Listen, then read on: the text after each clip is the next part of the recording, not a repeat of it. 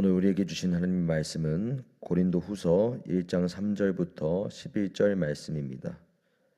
고린도후서 1장 3절부터 11절 말씀입니다. 제가 봉독하겠습니다.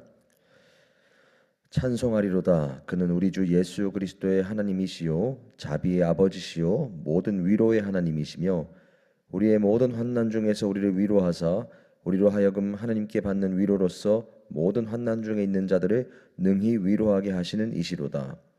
그리스도의 고난이 우리에게 넘친 것 같이 우리가 받는 위로도 그리스도로 말미암아 넘치는도다. 우리가 환난 당하는 것도 너희가 위로와 구원을 받게 하려는 것이요 우리가 위로를 받는 것도 너희가 위로를 받게 하려는 것이니 이 위로가 너희 속에 역사하여 우리가 받는 것 같은 고난을 너희도 견디게 하느니라. 너희를 위한 우리의 소망이 견고함은 너희가 고난에 참여한 자가 된 것 같이 위로에도 그러할 줄을 알미라. 형제들아, 우리가 아시아에서 당한 환난을 너희가 모르기를 원하지 아니하노니 힘에 겹도록 심한 고난에 당하여 사의 소망까지 끊어지고 우리는 우리 자신이 사형 선고를 받은 줄 알았으니 이는 우리로 자기를 의지하지 말고 오직 죽은 자를 다시 살리시는 하나님만 의지하게 하심이라. 그가 이같이 큰 사망에서 우리를 건지셨고 또 건지실 것이며 이후에도 건지시기를 그에게 바라노라. 너희도 우리를 위하여 간구함으로 도우라.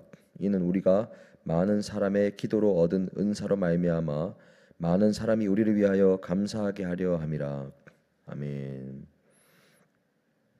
오늘은 고린도후서 1장 3절부터 11절까지의 내용을 통해서 주님의 은혜를 한번 살펴보겠습니다. 오늘 1장 3절부터 11절 내용은 바울이 하나님을 찬양하는 내용으로 시작합니다. 그런데 바울이 찬양하는 이 하나님은 어떤 분이신가? 바로 위로하시는 하나님이라는 겁니다. 그런데 이 원어를 보면은 하나님은 우리를 위로하실 때, 성도들을 위로하실 때 그냥 딱 한 번 위로하시고 멈추시는 분이 아니라 끊임없이 지속적으로 위로하시는 분이라는 사실을 알 수가 있습니다. 그런데 우리가 생각해 볼 점은 위로는 그렇다면 어떤 사람이 받는가라는 것입니다. 위로는 고난을 당한 자들이 바로 얻는 것이 위로입니다. 아무 어려움도 그 삶에 없는 사람은 위로가 필요 없습니다. 그렇기 때문에 바울은 위로의 하나님을 찬양하며 바울 자신도 복음을 전하면서 그 과정에서 받은 수많은 고난과 환난들을 하나님께서 허락하시는 그 위로를 의지하여 다 이겨냈다라는 것을 말하고 있습니다. 그리고 여기에는 또 한 가지 목적이 더 있는데요. 이 고린도 후서를 바울이 성도들에게 전달할 때 그때 당시 거짓 교사들이 바울이 바로 사도가 아니라 진정한 사도가 아니고 하나님께 부름받은 사도가 아니라 거짓 교사이다라고 선동하는 것이 있었는데 바울이 자신이 수많은 고난과 환난 가운데에서도 하나님이 자신을 위로해 주시고 자신의 생명을 건져 주셨다는 것을 말하는 것을 통해서 자신이 거짓 교사라면 하나님께서 자신을 그렇게 건져 주셨겠느냐, 자신이 바로 하나님의 뜻대로 부름받은 참된 사도다라는 이 사실을 오늘 본문을 통해서도 고린도 성도들에게 강조하여 말하고 있는 것입니다. 이 5절부터 7절까지의 내용을 볼 때 하나님이 주신 위로는 고난과 짝을 지어서 딱 붙어 있다는 것을 알 수가 있습니다. 고난이 있는 자리에 위로가 있고 그리스도의 고난에 참여하게 된 자가 하나님의 위로에도 참여한다고 오늘 말씀은 보여줍니다. 하나님은 고난 가운데 있는 자에게 위로를 주시는 데에 분명한 목적을 가지고 계십니다. 오늘 본문은 그 목적을 보여주는데요. 고난 중에 하나님의 위로를 경험한 사람만이 고난 중에 있는 다른 형제 자매를 위로할 수 있기 때문에 또 다른 자들을 위로하라는 그 목적을 가지고 하나님은 고난 가운데 있는 자들을 위로하신다는 것입니다. 다시 말해서요, 고난은 하나님의 위로를 경험할 수 있는 기회가 되는 것이고 그 기회를 통해 하나님이 생명을 살릴 사역자를 훈련시키고 세우시는 기회가 되는 것입니다. 우리가 생각할 점은 목회자만 사역자가 아니라는 것입니다. 목회자도 사역자이지만 모든 성도들은 주님 앞에 훈련받아서 생명을 살리는 그런 모든 사명을 가진 사역자나 다름이 없습니다. 작년 11월 다니엘 기도회의 수많은 간증들을 우리가 들어보아도 그러하다는 것을 알 수가 있습니다. 다니엘 기도회에 나와서 간증하는 많은 분들의 이야기를 들어보면 많은 분들이 고난을 통해서 하나님의 은혜를 특별하게 경험한 사실을 간증했습니다. 그리고 하나님께서 그 고난 가운데 주신 특별한 위로와 은혜에 힘입어서 또 다른 영혼들을 품을 수 있었고, 그리고 그 영혼들을 또 살리는 그 생명의 열매를 간증했습니다. 이처럼 고난은 우리가 평소에는 생각하기 어렵고 그리고 경험할 수 없었던 특별한 하나님의 은혜를 경험할 기회가 되는 것을 부인할 수 없습니다. 바울은 고린도 교회 성도들에게 바울 자신과 그리고 바울의 동력자들이 아시아에서 복음을 전하며 죽을 위기에도 처했다는 것을 말합니다. 힘에 겹도록 심한 고난에 당했고 살 소망까지 끊어졌고 사형 선고를 당하기까지 했다고 말합니다. 그런데 하나님이 그러한 상황에서 자신들의 생명을 건져주셨다라고 말합니다. 바울은 그러한 고난의 상황에서도 위로하신 하나님, 생명을 살리신 하나님을 경험하였기 때문에 고린도 교회의 성도들에게도 우리의 고난을 통하여 너희가 위로가 넘치게 하셨다라는 말로써 위로와 생명의 메시지를 지금 전할 수 있는 것입니다.